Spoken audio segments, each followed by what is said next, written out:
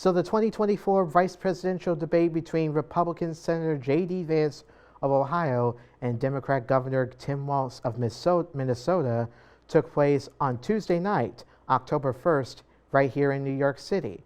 And it focused on the key issues such as the economy, immigration, and health care. Vance, who appeared more composed and polished, tied many issues to both the Biden administration and defended you-know-who's policies. Walz, after a nervous start, gained momentum discussing reproductive rights and health care. But let's show you some of the highlights from the vice presidential debate. Take a look at this. Just to clarify for our viewers, Springfield, Ohio does have a large number of Haitian migrants who have legal status, temporary protected status. Well, Margaret, but thank you, Senator. We have so much to get to. Margaret, I think it's important because we're going to turn out of the economy. Thank Margaret, you. The rules were that you guys weren't going to fact check, and since you're fact checking me, I think it's important to say what's actually going on. So there's an application called the CBP One app, where you can go on as an illegal migrant, apply for asylum or apply for parole, and be granted legal status at the wave of a Kamala Harris open border wand. That is not a person coming in, applying for a green card and waiting for 10 years. That is the facilitation of illegal immigration, Margaret, by our own leadership. Thank you, Senator, for describing the legal process. We have so much to get to, Senator. Those laws have been on the books since 1990. Thank you, gentlemen. The CBP One app has not been on the books since 1990. It's something that Kamala Harris created, Margaret. Gentlemen, the audience can't hear you because your mics are cut. We have so much we want to get to. Thank you for explaining the legal process. You said you were in Hong Kong during the deadly Tiananmen Square protests in the spring of 1989.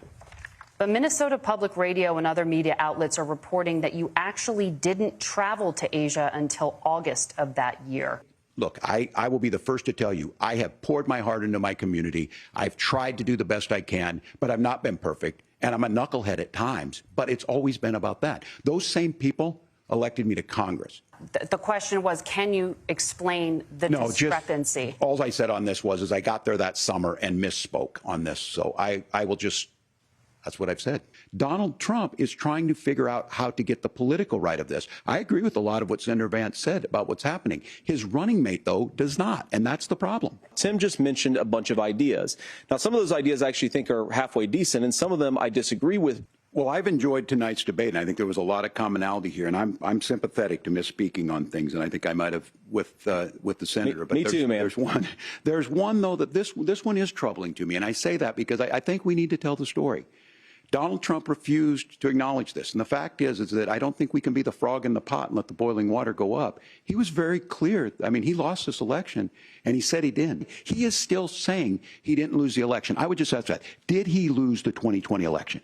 Tim, I'm focused on the future. Did Kamala Harris censor Americans from speaking their mind in the wake of the 2020 COVID situation? That is a damning non-answer. It's a damning non-answer for you to not talk about censorship.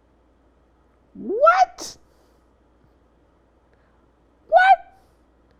Like, listen, I have to agree with Tim Walz on this because that is a damning non-answer of what Vance said. Like, you know who cannot accept the results and acknowledge that he lost the 2020 election here, and Biden won the election in 2020. It's like, come on, gee whiz.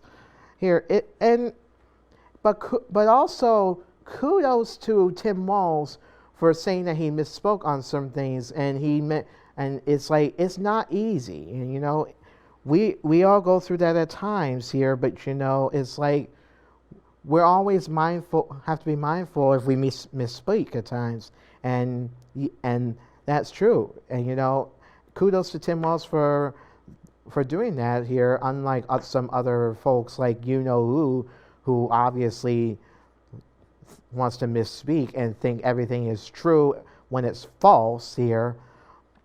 And I tell you, I don't even want to talk about him because he's really getting on my nerves here, but we're very close. We're very, very close to the election, and we just hope all goes well, and, you know, best of luck to the candidates, and this is going to be a big one, because obviously this is really just not something that I can't deal. I don't know, because let me give you some of the things that you should know about here, basically, because here's a list of Republicans that are endorsing Kamala Harris for president here, like Vice President Dick Cheney and his daughter Liz Cheney, as well as Jeff Flake, a former senator from Arizona. And additionally, 3 former chairs of the main Republican Party, Robert Monks, Ken Cole, and Ted O'Meara, they voiced their support for citing Harris's commitment to unity and the rule of power over who's divisive approach, basically. So, but these are the people that are endorsing Kamala Harris for president, and that list could get even more bigger as time goes on, or once we get the update here. But it's like,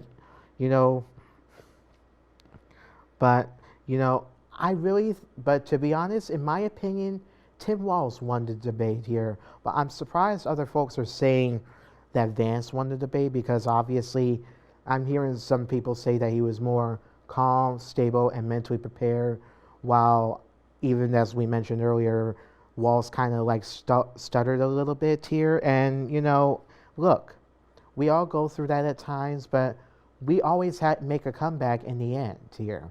And that's the main thing we always tend to do, is make comebacks, because those comebacks can really lead to positive things and could also lead to a big result in the end here as well.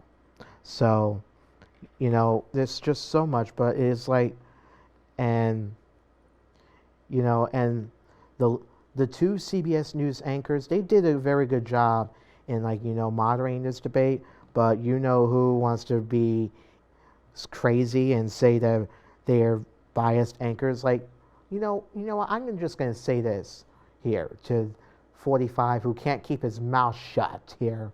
He needs to shut up and just shut up, all right? You're really just getting on my nerves, all right? You're really getting a lot of people's nerves, and you really need to stop giving out fake, false information, and stop blaming the media for fake news, because they're giving out the facts. You are giving false information, Mr.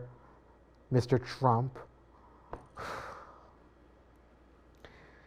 But it feels good to get it off my chest, because obviously and by the way, this is the rare times you'll hear me say part of his name, but it's like, it's just crazy here. But